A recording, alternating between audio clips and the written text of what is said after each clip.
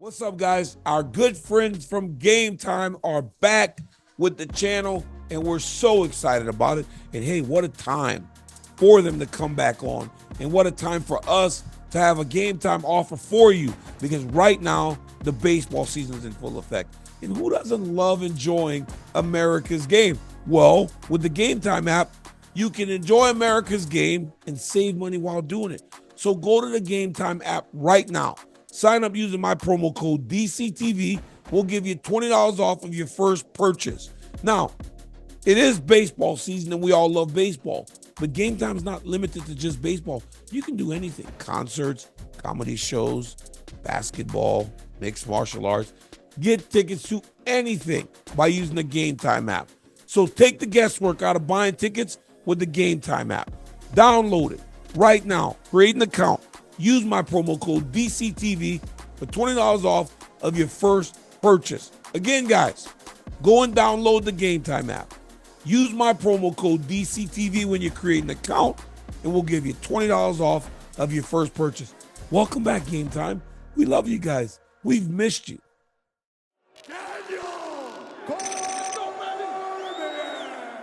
So, but like I don't normally have mics. Like, this is why you didn't do my interview in New York City. You never asked me. I This is wanted the you in first New one York I've ever City, done. but I wanted you in New York City. Nobody told me I would have done it. I was like, remember we were scheduled to do it, but then it got super late because I was late and it got Yeah, super late. you were doing and a then golf thing. You were doing a golf thing. Yes, Yeah. we ran into each other in the middle. I remember. You know, thank you for checking in with me, Oh, of course. Tom. I Of course. appreciate it, Of man. course. Guys, Tom Aspinall, interim heavyweight champion of the world, fights UFC 304 this weekend at home in Manchester. Dude lives 20 minutes away. Most people can't fight in their same hometown. You're like right next to the arena. Yep. Has that proved challenging?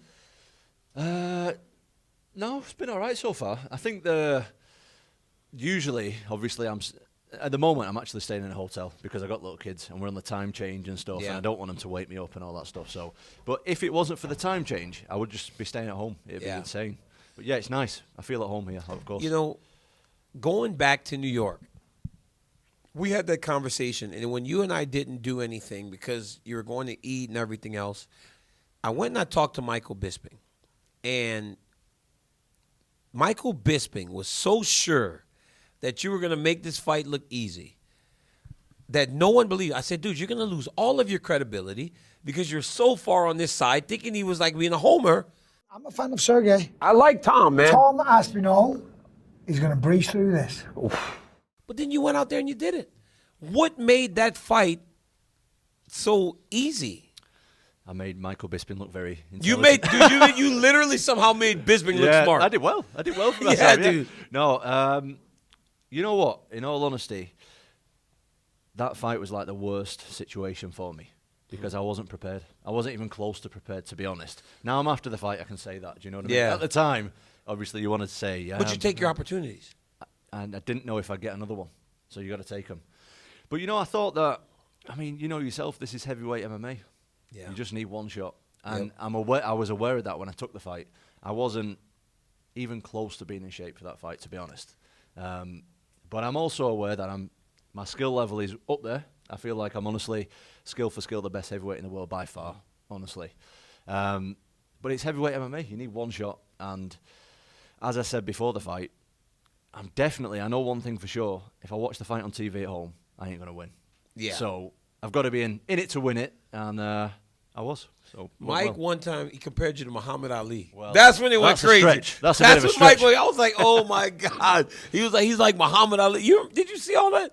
Yeah, it was crazy. Yeah. It was awesome though, because then it worked out the way that he told us it was going to work out, and it was phenomenal. And then, I don't know, after the fight, you're very emotional, right? I loved it. Because, bro, you're getting your moment. You're getting the UFC championship wrapped around your waist. But then there were people that were critiquing you. Yeah. I think John Jones was one of them. Mm-hmm. You're a champion. What does it mean to you whenever you see people, a lot of the pundits and the people that speak the sport, we all kind of say, this guy's the real champion because you're the guy that's going to be fighting. Yeah. I know what people mean. I've seen the odd comment here and there. This guy's getting emotional over an interim belt. It wasn't so much the interim belt for me. That wasn't why I was emotional. I was emotional about the fact that, do you know what a stag do is? You know what a stag do is? It's basically a bachelor party. Okay. When I took the fight, I was fresh off a bachelor party. Yeah. I was fat. I wasn't in the gym too much. I wasn't prepared for a fight. I didn't have a visa. As soon as I learned about the fight, I started training. I injured my back.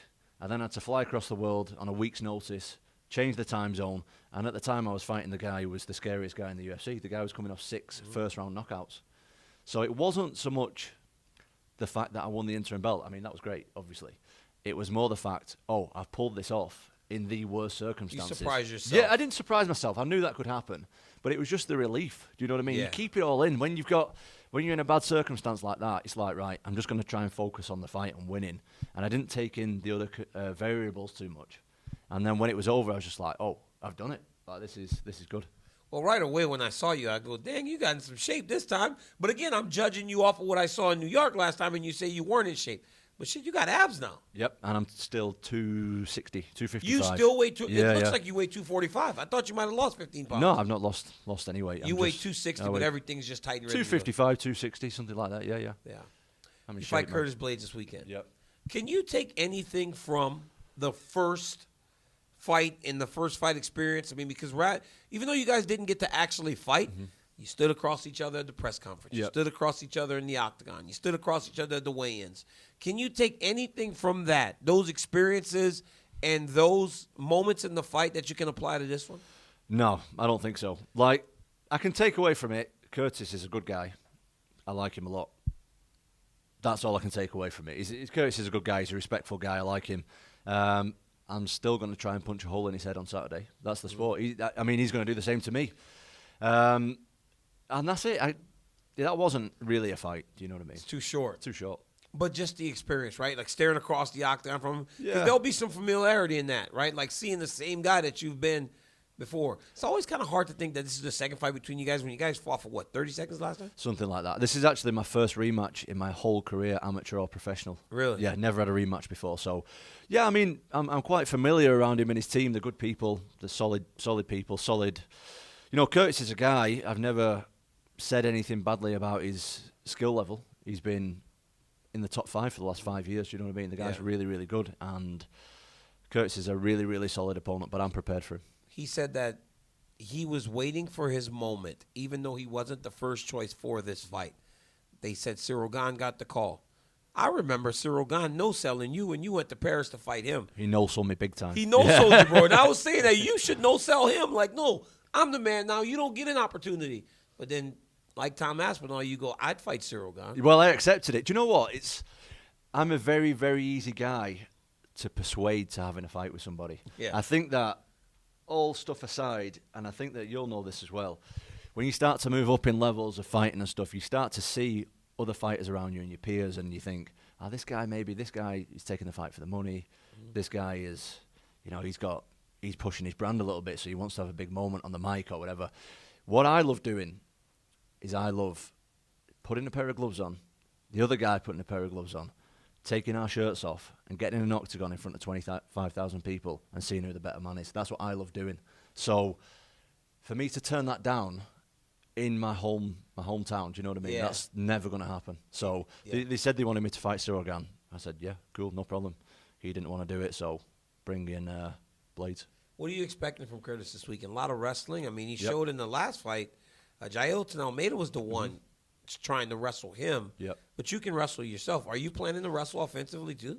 If I need to. Do Yeah. you know what I mean? Like I know Curtis is a great wrestler, but I've been grappling since I was 7 years old. Do you know what I mean? I've been grappling every day of my life since I was like 7, 8 years old. So I'm happy to grapple as well if I need to. Well, just, you know what I mean? You see how the fight goes. You get in there, you feel each other out, and sometimes I'll just throw in a takedown. Like, it's not even me thinking I'm going to throw in a takedown. My body, before I know it, I've got hold of the legs and I'm on top of it. I'm like, here I am. Let's see what happens. So we'll see. Some people think that you are the future of this division, right? You seem like the guy that can bring stability to a division where at the top, it's in a bit of a weird place. So when you take it all in, right, and when you look at the entire landscape of the division, when you look at you and Curtis, and then Ciryl is still in the mix, then you have Jones and Stipe over here. When you take in the whole landscape, what do you make of the heavyweight division right now?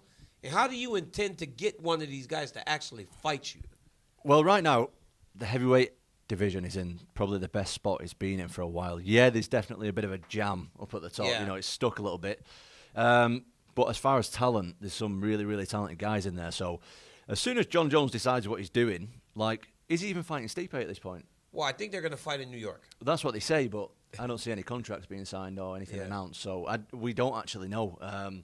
But right now, I'm just doing my thing, to be honest. Like, Curtis Blaydes is a serious guy. He's a serious opponent. And I feel like if you look past someone like him, you're in for a bad time. But there had to be joy in when you showed up to that deal, that he at least acknowledged you, right? Because Ciryl didn't do that.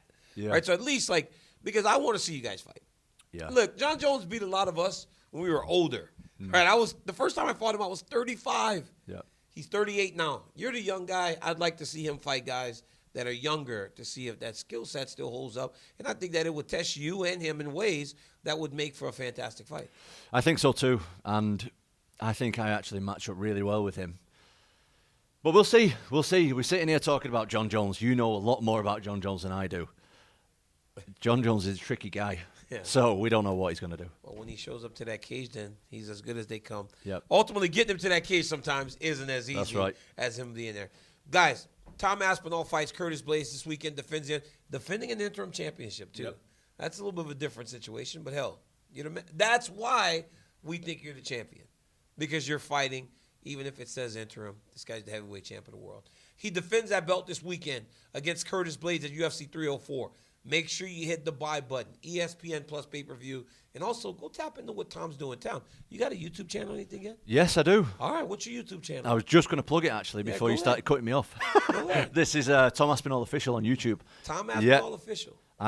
People say, not me, this is not coming from people say it's the best MMA content on YouTube. Well, that's bullshit. That's what because people this say. is my- That's what people say. What Yep. people? There's a lot of people. I know who. People in Manchester. Guys, Tom Aspinall defends his belt this weekend at UFC 304. Go to Tom Aspinall Official, Instagram, X. You do Facebook? I do Facebook. See, he doesn't even do – he's younger, right? The young guys don't do Facebook as much, but go follow Tom. Make sure you tap in everything he's doing. He's a really good guy, great heavyweight, great champion. Again, ESPN Plus pay-per-view. Like, subscribe, and tell your friends about DC's channel because I got the heavyweight champ on here, Tom Aspinall. Until next time, peace.